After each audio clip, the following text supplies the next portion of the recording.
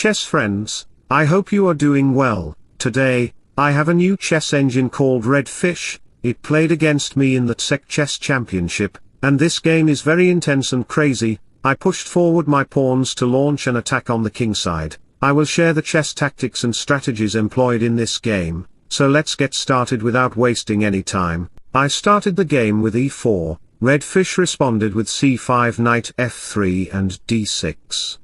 Did he take my name, or is he really a Redfish? As usual, I played d4, aiming for the open variation of the Sicilian, and Redfish could go with g6 or knight c6. Alternatively, other possible moves are certainly possible, so we have knight f6 and a6 from black, deploying the convariation to prevent any piece entry on the b5 square. That's crazy, isn't it? I replied to Redfish, saying, you might be a Redfish by your anger or revenge, but I am more powerful and cold than you. Let me freeze you at 0 degrees Celsius by playing bishop e2. From there, I could potentially push my pawn forward and bring my queen out to play a long castle. Therefore, I planned to push my kingside pawns to launch a heavy attack. How can you protect against that? Redfish played e6, and after I castled, bishop e7 came onto the board. Rather than considering a4 or bishop e3, I chose a different approach that has only been played a few times in the Lichess database, f4.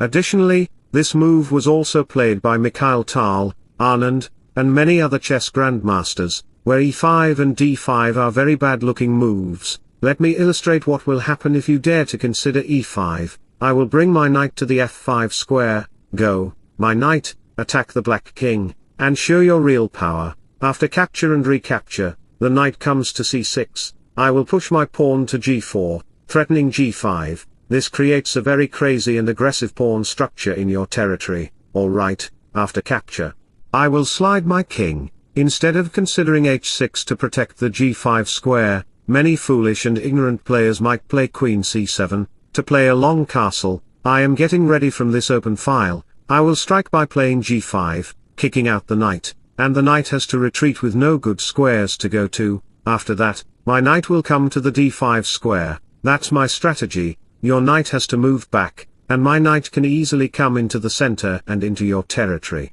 That's the difference between a gangster and a novice gangster. If the queen goes to a5 instead of queen d8, I will just capture the pawn. You will notice that after knight takes e7, my bishop and queen will together attack the pawn on d6. That's why black might consider playing a long castle because the bishop is well protected by the knight, but that is also a rubbish move. It illustrates the philosophy of life that humans often ignore their problems and escape from them.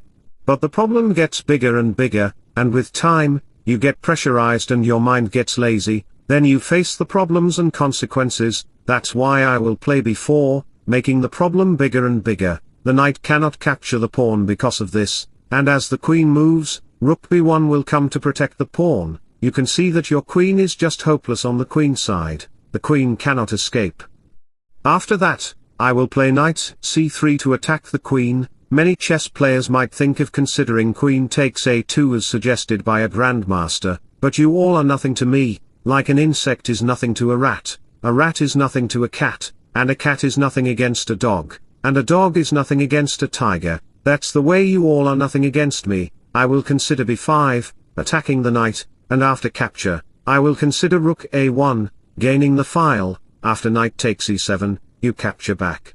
And queen takes d6, making queen b6 badly checked. Rook to a8 is almost unstoppable. You will lose the game, and the game will be in my favor. So going back to the position, we discovered that playing e5 is a very bad choice. You will face the consequences after 10 to 15 moves. I know humans cannot analyze 10 to 15 moves ahead, but you need to understand the key ideas and the main strategies to understand the position. That's the way you will be more accurate and become a strong chess player. Believe me, that's the way. After a few moves, we just have king h1, where I will bring my queen and rook onto the board to get to the king side. That's the strategy. After the queen moves to a4 and after a couple of moves, we have rook e8, and bishop f3. So far, so good. The center is just concrete and very strong, with black protecting the 5th rank with his pawns. Redfish just played rook b8, making its eyes red with anger. wanting to expose the position, but it should keep in mind that the b5 square is well protected, so after the queen moves, the knight here, and b6 happens on the board. Can you guess what I played in this position? Think a little bit and try to guess. The move is g4, that's a very crucial and amazing move, making a big pawn structure on the king side along the center. I am going to consider g5 and h4 as per the situation because the center and queenside pawn structures are completely locked. This is why you cannot play e5, which is a vulnerable move because I can push my pawn to f5 and later consider g5. That's the deficiency of your position, alright. So, let me share a motivational quotes with you. Don't hold to anger, hurt, or pain, they steal your energy and keep you from love. So, going back to the position, e5 is a very bad choice, which is why we have b2 c8 to consider b7 to launch an attack along this diagonal. That is the idea, and the black pieces are in a vulnerable state, they do not have any good occupations or good moves to consider. So, I just kicked out the knight and later played bishop g2, I have two good pawns, and many chess players might get frustrated and consider f6. But I will consider h4 to stabilize the structure. In this position, another frustrated chess player might consider playing f5, which looks good to attack the pawn in the center but is also vulnerable because it exposes the diagonal. After the pawn exchange is completed, queen d5 check will arrive on the board, and as the king moves, I will consider queen takes c6 because the queen is well protected by the bishop, and you will lose the knight, so goodbye knight. Have a sweet death kiss and a sweet next birth. Going back to the position, we didn't see f6 or f5, instead, we have bishop b7 from red fish because he wants to create a red carpet for the bishop. I just brought my rook to d1 and pushed my pawn to h4, creating three passed pawns. I will consider h5 followed by g6, which will break your teeth that you haven't cleaned for more than a year. We have b5 and h5 as the game progresses. And you can see that the position is almost locked. After the capture and recapture, the bishop moves back, and we just push the pawn to e5, putting pressure on the d6 pawn. At the same time, you cannot capture the pawn because your knight will be hanging. That is the deficiency of your position, which is why we just have d5 and the knight comes to d4, preventing the capture of the knight. If the knight comes to the board, you have to capture it. That's not the quality of the knight because the bishop might get the open diagonal. We have a5, making a good outpost for the knight, where the knight or the bishop can arrive on b4, and he has to prepare for c3. We have the knight moving back to f3, and because the center is very closed and my pawn structure is on the dark squares, black cannot play any passive looking moves for more than 3 times.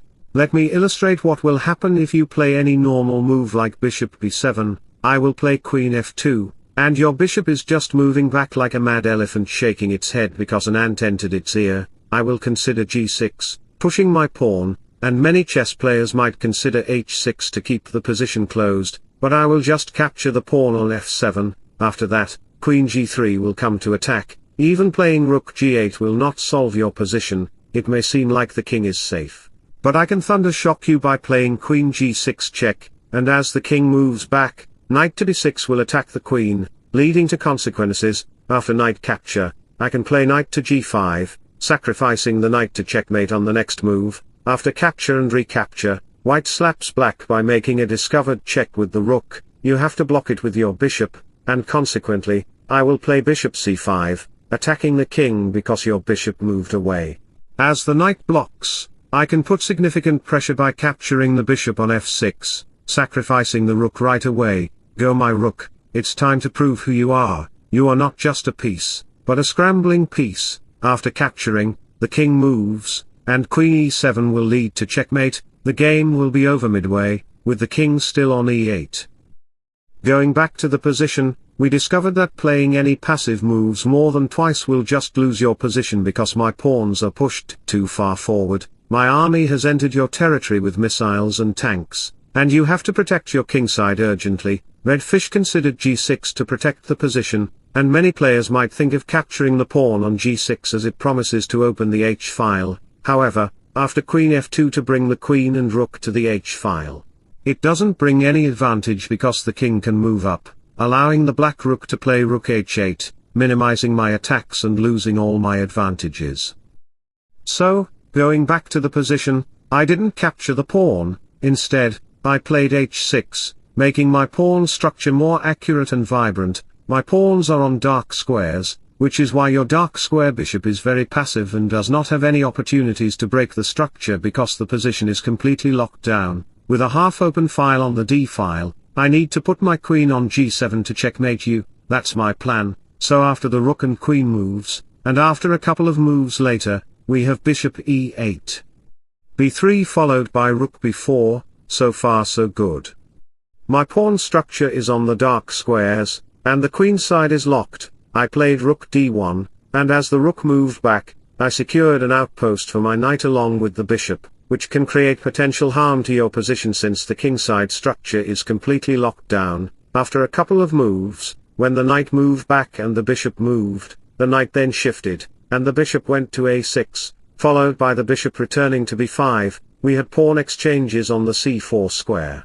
I placed my bishop on this diagonal to create potential long-term attacks. As the knight moved back, black opened up the diagonal for the bishop. The knight can potentially come to these squares, creating an open c-file. That's so good. As the knight moved to d4, after a couple more moves, you can see that 90% of your piece mobilization is just dead. They cannot move freely on the board, becoming passive and very lazy. What should you consider in this position because almost everything is locked? Even playing knight f5 is not feasible. When the knight moves to d5, can you guess what I played in this position? I know you cannot find the best move because, remember, when the position is completely locked, you need to exchange pieces to create pawn weaknesses on your opponent's side. I captured the knight, and capturing the bishop with the pawn would lead to queen e2. As the knight moves and after capture and recapture, the queen gets exposed by the bishop, allowing me to place my knight on c6, attacking both the queen and rook simultaneously. Here, black can potentially capture the knight on the board, so after capture and recapture, he can just sacrifice the queen, getting 2 rooks for the queen, and the game could proceed like this, but in our actual game, instead of capturing with the pawn, he captured with his queen, which is also playable. Can you guess what I played in this position? The same move, because the queen might get exposed by the rook. Knight to c6, a very vulnerable move for black, attacking the rook and queen simultaneously. Where should the queen move? If the queen goes to e4, it will be a dead loss situation for you because I can capture the rook. Your rook and the knight on d7 will be under threat and will be gone from the game. Even if you dare to consider rook takes c1, it does not bring any advantages because I can consider knight takes d7. After you capture my rook, I can play knight to f6 check, ending your queen and king's love story, and the game will be in my hands.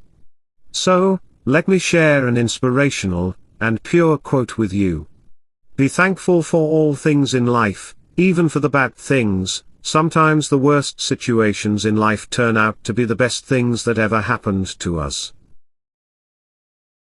So, revisiting the position, we discovered that any queen move is not possible, even queen to b5 is not viable. Alright, red fish sacrificed his queen on the c6 square. Goodbye, my queen, you played very well, and there is no need for the queen. After capture and recapture, black has 2 rooks for the queen, which is also playable. After a couple of moves, we are just doing chess dances. I didn't capture the knight because my own knight was under threat, and he would create a passed pawn. This is why after a couple of moves, I picked up the knight. Later on, my bishop moved to a7, and I could potentially place my queen on d8 or move my bishop to these squares to attack the dark square bishop. That's my strategy. After a few more moves, we just have king and rook bar dances. He is trying to make the game a draw. But I wouldn't let it be a draw because I'm Stockfish, the god of chess. In a few moves, many chess players, possibly foolish or donkey chess players, might consider playing bishop e8 to place the bishop on d6 on the next move to attack the bishop, but that is a completely vulnerable move. Let me show you why. After bishop c6 played by black and protected by the rook, your queen will be vulnerable. If the queen goes to d8, it will lose automatically after black plays rook d1, and if your queen goes to c8, Black can play bishop b5 check, winning my queen. I will lose the game and the potential win. That's how most players lose their winning games. They make a sudden blunder in their winning position, and suddenly the game becomes losable for them. So, in this position, bishop d8 is not possible. We just have queen d8 and queen capturing on a5, after a couple of moves. You can see we are just doing some chess dances because black's king position is completely paralyzed and dead lost. Black has nothing to do, he just has to move his rook and bishop, he has nothing else to do. When the queen goes to f6, you can see I just need to place my queen on g7, that's how I played in the game. After queen check, bishop blocks, and another check happens. You can see that my queen is threatening to come to f6 and later to the g7 square. That's my strategy. As the rook moves, we have f5 on the board. Capturing the pawn with the e-pawn is not viable due to e6, which creates pressure on the pawn on f7, and the game will be in my favor. Going back to the position, we have g takes f5, and I played g6. Still, you cannot capture the pawn with the f-pawn because of queen g7 checkmate. That's the reason why if you even dare to capture the pawn with your h-pawn, my king can come to g5 and later to the f5 square to checkmate the black king. That's my strategy, so the black king will face consequences. Going back to the position, we just have a rook check, and as the king moves, we have pawn capturing check because black has nothing to do. In a few moves, I promoted to a new queen, and the game was over. I won the game. I hope you enjoyed the game very much. Don't forget to like and subscribe to my channel. Wishing you all the best. With folded hands, I bow down to you.